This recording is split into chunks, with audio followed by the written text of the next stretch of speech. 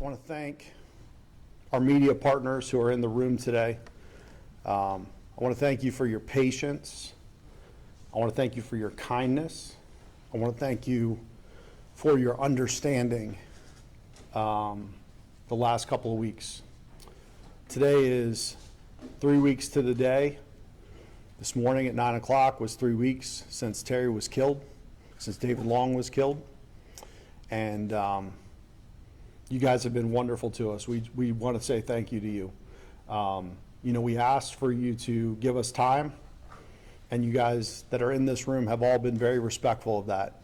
And I want you to know that that doesn't go unnoticed. Terri was killed on a Friday, and 6 days later, we all paused for Thanksgiving, a tough Thanksgiving. The Tuesday after Thanksgiving, we laid Terri to rest, and many of you were with us, and you covered it beautifully. 2 days later, a week after Thanksgiving, we laid David Long to rest. And again, you guys were there with us, so thank you. We honored David Long as an honorary deputy. The community feedback has been absolutely incredible. I meant to bring out a stack of letters. I've got piles of letters on my desk from all around the country, from all around the state, from all around our beautiful county, people who have reached out with their condolences. So this week, our team paused in an effort to move forward and heal. Just yesterday, I had 3 of my fellow sheriffs join us and our command staff to discuss their losses.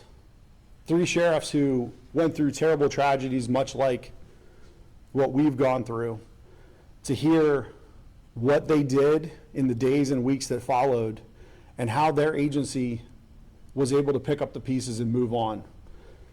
It's been 41 years, 39 years, right, since we lost Razkowski. Aside from Captain Labby, who worked for Connecticut State Police, our command staff has never experienced this. So we wanted to bring in law enforcement leaders to give us advice. And they gave us amazing, incredible advice. And I'm thankful for them and their partnership and their friendship. Additionally, I'd like to say that I believe our agency was probably better prepared for a tragedy than many other law enforcement agencies around the state and around the country. We have a partnership with Emerald Medical. We have a peer support team.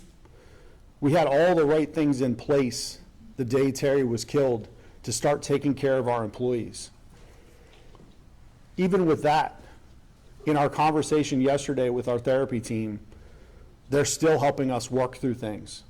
We're going to be meeting with our employees. We're going to be answering some questions for them. We're going to be talking with them and helping them work through this terrible, awful tragedy. But I wanted to pause today and give you guys an update because, again, my friends in this room, you guys have been good to us. And I wanted to give you a few items that need to be said. I want to make this 100% clear, 1,000% clear. There's only one person who's at fault for this terrible tragedy, and that's the shooter that was killed who tried to ambush our deputies. I'm going to say that again. There's one person who's at fault. I'm not going to say his name because he doesn't deserve the notoriety or the credibility, but he's the person who's at fault for ambushing our deputies. Anybody who thinks otherwise is not telling you the truth. We had 85 years of experience, of law enforcement experience on that call between Terri, Tino, Sergeant Gary Farless. Those folks did nothing wrong on this call. This could have been any call for service where someone decided to ambush our deputies. It just so happened it was an eviction. Somebody could walk in our front lobby. All of you folks walked into our front lobby today. And if somebody's hell-bent on shooting law enforcement, they're going to shoot law enforcement. And our job is to mitigate that the best we can with our training. And our team did an incredible job on that scene. I appreciate your patience because I want you to know we have thousands of pieces of evidence from this scene. There's an ongoing parallel state attorney's office investigation, and we will have a grand jury on this case. Our folks will have to testify as to what happened to that day. We have partner agencies who are still processing evidence. We will have to wait to give you all the details you want. We want them too. But I can tell you today, Terri died fighting. Terri put bullets in that bad guy. Tino put bullets in that bad guy. And Gary Farless put bullets in that bad guy. This guy fired over 25 rounds at our deputies. And with precision, and with training, and with all the things that they have been taught to do over their 85 plus years of experience, they did the honorable thing. They protected the community, the neighbors in that area, and anybody else that this maniac might have killed. And they ended him right there. So kudos to them. They're the heroes in this. And the entire message that should be shared is what heroes they are. Terry's a hero. David Long is a hero. And the only person at fault is the scumbag who decided to shoot and ambush our folks. I want to clear up something I said in the initial press conference. We were 3 hours removed from Terri being killed. I called real-time crime and I said, how many times have we been out to the residence? Real-time crime says 7 calls for service. So I relayed that to you guys to be as transparent as I possibly can. Somehow that has turned into, we've had 7 crazy calls at the house. Not true. On November 5th, we were called there. There's 2 calls for service associated with it because of a shift change issue. But we were called there on a disturbance. Watch the body cam. Mom is explaining to our deputies that she wants her son evicted. She doesn't want him to live there anymore. So our deputies explained to her the process of how to get an eviction. On 11/7, November 7th, our team was called there by Mom to do a standby. She wanted to retrieve some of her belongings from the house. She wasn't staying at the house. And our job is there to keep the peace. No issues. On 11/10, Mom had started the eviction process, and our civil team went there to post notice that the eviction process had started. On 11/13, Mom again asked us to come by for a standby, a standard call for service, making sure everybody was safe. The day before the shooting, November 20th, Terri went to the residence and posted the final notice that on 11/21, the shooter would be evicted from the home. The final call for service is on 11/21 when our team arrived there and were ambushed.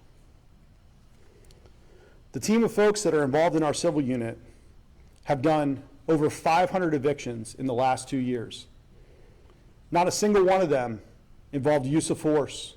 Not a single one of them had any issues. Standard call for service. This team is well skilled. They know exactly how to do their job. An eviction is a civil process. It is not a criminal process. This is not something that we deploy our SWAT team for.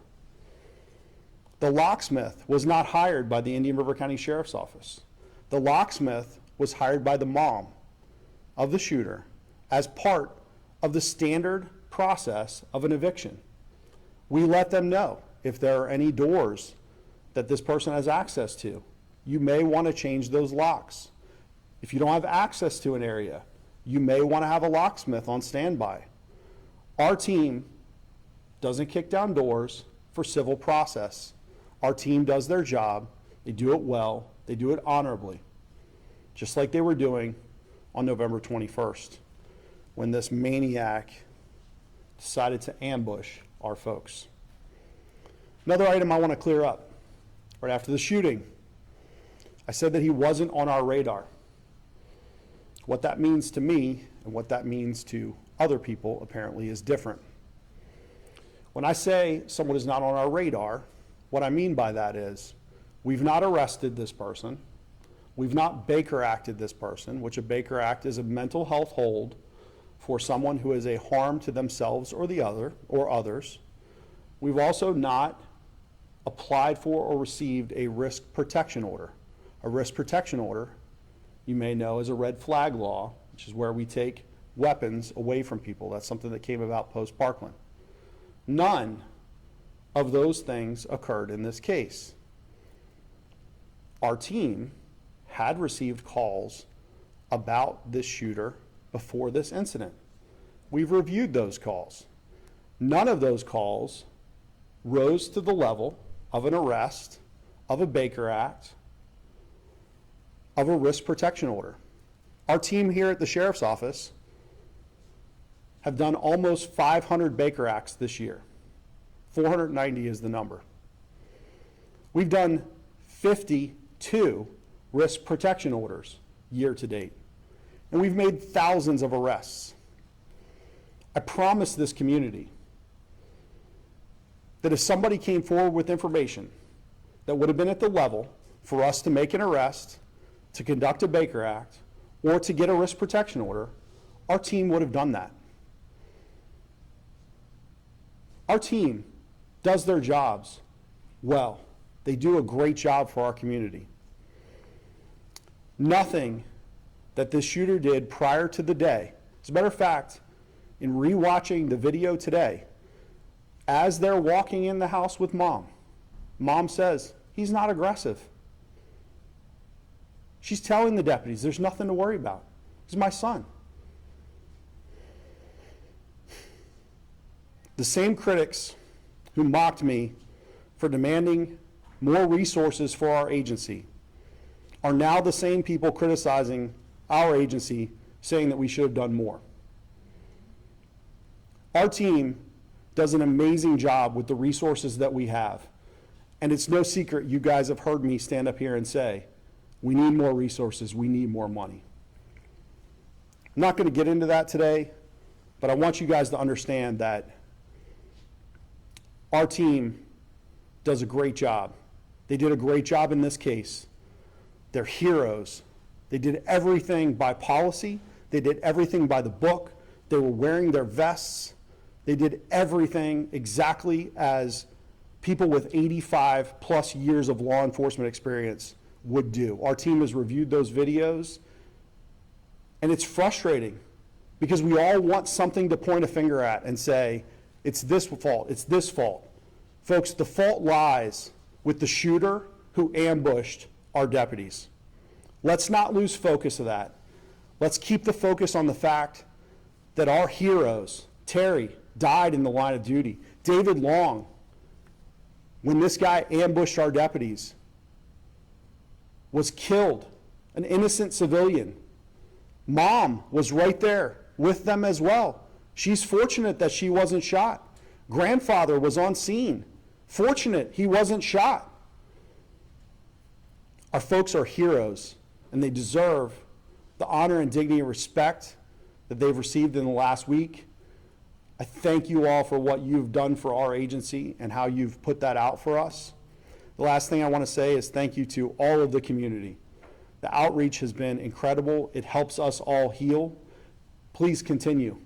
In the days and weeks that come, it's going to get harder and harder for us because every day that goes by is another day we lost our Terri. So please continue to do the things you're doing because we need it. I want to thank again Corporate Air. I want to thank Breeze Airlines. in the whirlwind that happened in the days after, unfortunately, Terri's family were on a cruise ship landing back in New York. Breeze got the family back to us the next day. They were incredible. I want to thank our partners at Breeze. I want to thank Vero Beach Social Media and Barwick Entertainment. And lastly, I want to thank our great governor, Ron DeSantis. Their team has been incredible throughout this, from the Attorney General, the entire team. If I mention somebody, I'm going to leave them out. But Governor DeSantis' crew has been unbelievable. So thank you all, media. I appreciate what you're doing. As I said, this is an active, ongoing investigation. We are still very much in the throes of this. And as we have more information and as we get into more details that we can give you, I will come back to you. But we thank you for your continued respect, for continuing to honor our heroes, and for continuing to be here for us. Thank you, guys.